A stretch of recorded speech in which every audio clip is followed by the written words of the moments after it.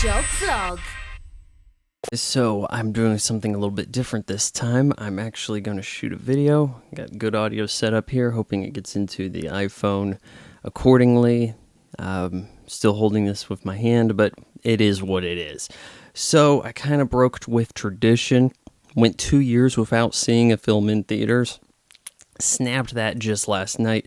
It was around my dad's birthday. We went out as a family to go see Mission Impossible Fallout, the 6th Mission Impossible film, which at this point I'm beginning to feel like these missions are not all that impossible, but maybe Mission Likely just wouldn't put butts in seats. So returning Tom Cruise, Ving Rhames, I guess you could say Alec Baldwin. I think, is this his second Mission Impossible? And the guy who plays Scotty. Oh, shit, I probably should look this up. Simon Pegg. Jesus Christ, I should have remembered that. They're part of the IMF Impossible Mission Force. This time they're trying to stop some madman from getting nuclear weapons. A pretty standard plot, but not so standard. This movie really delivers on the twists and the action. Some of the best skydiving and aerial combat scenes I've ever seen. It really makes you wonder, how did they do that? There's a scene where this new guy on the scene, Henry Cavill, they call him Walker. It's going to be easier for me to pronounce during the duration of this review. Probably Walker. I'm going to be calling him Walker. Everybody else is their name. So he's new to the team, though he's kind of shadowing them. He's a CIA guy. Maybe Impossible Mission Force has overstepped their boundaries, and they have CIA tagging along. First things first, they got to, for some reason, jump out of an airplane to go to a party in France. And there's a lightning storm, and Tom Cruise is a little hesitant, but he's like, we're going anyways. And, you're afraid of some lightning? They get struck by lightning on the way down. One of the best skydiving scenes I've ever seen. It looks very real until they get to the storm part. But the camera stays with Tom Cruise, and you're like, wow, how did they do this? Was there some actual jumps involved? I like that there is this sense of reality with a lot of this. There's actual helicopters in use in this movie, which at this point is enough to really pique my interest. But they go down to the party, they get into the bathroom where there's supposed to be some guy. I think they said his name's Lark. And I'm not sure what they knew what he looked like, but he's meeting up with some woman they call the White Widow, some, I don't know, connected lady, okay? So they have to rough this guy up and scan his face, but Walker beats him with the briefcase that has the face scanning equipment in it, and it goes awry, and it's quite a long scene. This guy's quite the fighter.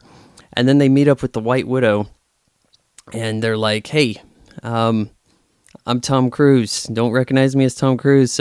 Hoping that she never actually met what this guy looked like, because he's a disciple of a crazy guy who they said Tom Cruise apprehended before, and I can't remember if he was the villain in the last movie or not, because at this point, how many films do I need to be a scholar in to keep track of where the franchise is going, honestly?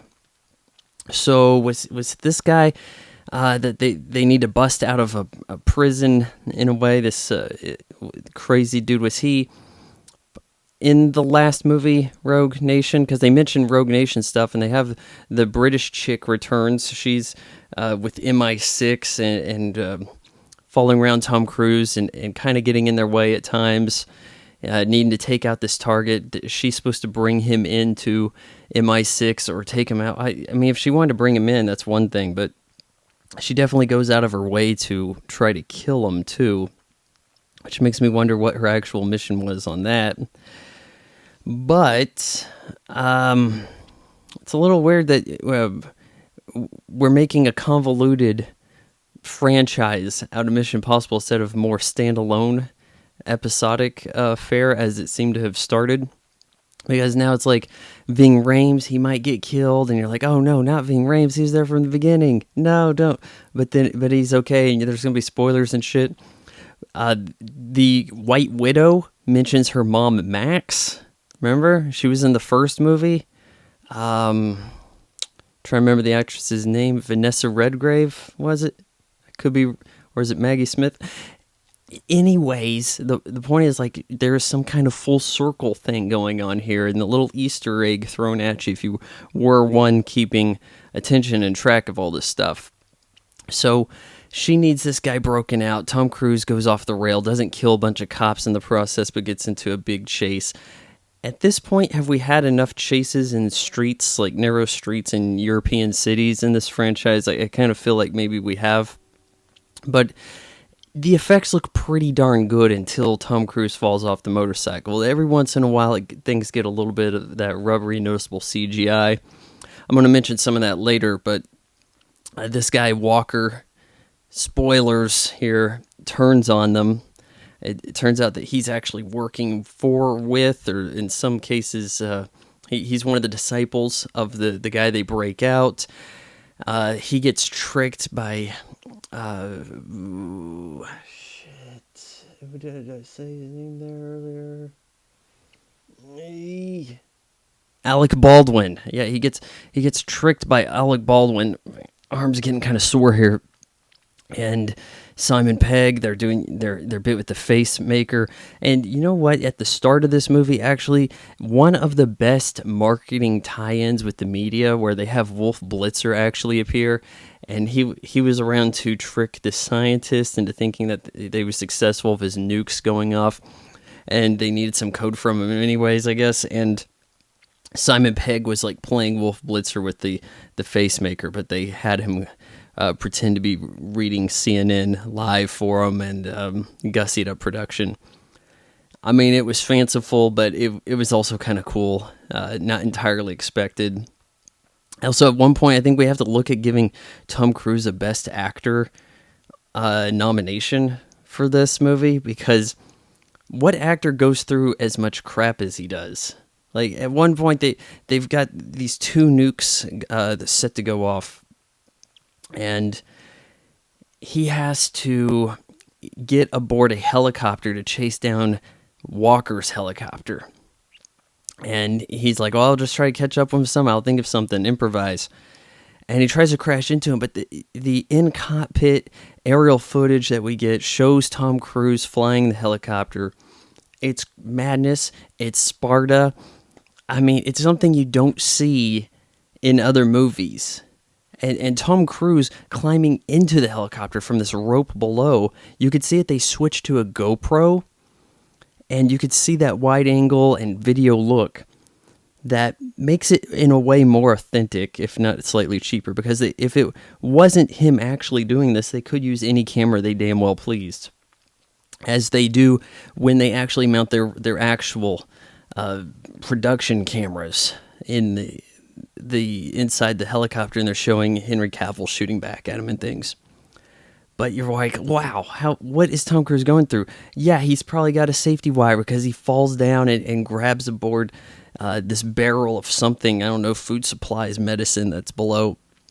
But it's quite incredible and a spectacle you need to see. His team is disarming the bombs. There's a plot twist that his wife, Bridget Moynihan, kind of wife who he cuckolded and let's hook up with another guy, doctor. She's on the scene, was called into this area for relief work, but it's a ruse. They're putting her in the way of where these nukes are going to be, where the plan is to radiate some water and cause a crisis there. But then you got this situation where it's like, yeah, do you need 2 nukes for this? You said one of these nukes is more powerful than all the explosives used in World War II combined, which is kind of a stretch. But then you have the aerial scene, crash. CGI comes up in the crash. You've got more fisticuffs with Superman, and they're hanging onto this ledge by this cable. And the problem with the cable thing is that the rock chips away with CGI dust. That's starting to become a new trope that I dislike. You have like the loud guns that are noisy, repetition with the cocking, showing a knife that goes ka-ching when they're not even using it, metal on metal, that sort of stuff. Now you have granite giving away like it's cement, chipping away and making CGI dust. starting to get on my nerves here. Eventually, they're fighting along the cliffside, but you remember in Mission Impossible 2, it's pretty clear that Ethan Hunt, Tom Cruise's character, can scale rock wall pretty well. He lets the cable rope / thing go, hits Henry Cavill in the head, he's dead. But they have to disarm these nukes, and the nukes have this precautionary measure where if one gets disarmed within 10 seconds, the other one goes off. But you have Ving Rhames and Bridget Moynihan disarming one. You have Simon Pegg and the British chick disarming another. If they do it at the same time or within 10 seconds, which they tried to do and they did, shouldn't neither go off? Shouldn't that be the stipulation there? As they were coordinating this through cell phone or something, Tom Cruise didn't need to pull out the safety key. In fact, Tom Cruise being late to the safety key could have given him some kind of different reaction. Instead, it's like relief, Tom Cruise saves the day again. Mission Impossible, likely. Mission probable. But, it was a good little jaunt there. As collateral damage, well, to the crew, it appears as though Alec Baldwin dies, and then the CIA lady, or was it she a senator or something, who oversaw a lot of stuff, Angela Bassett, she might be the new IMF lead director. It seems like those come and go in these films. I think John Voight was the original, and then you had Anthony Hopkins, and then he was unexplainably absent. But yeah, it was an enjoyable film, very dense on the betrayals. You had to keep an eye on things. I'm still not so entirely sure what the plot was, though there wasn't anything that said to me doesn't entirely make sense, a la a Star Wars Disney film. I give, how about we go with Mission Impossible Fallout 3.5 out of 4 stars. Like, comment, share, follow, subscribe. Vaughan Jog Vlog is made possible by your support on Patreon. Patreon.com/Vaughan Fry. Because Google.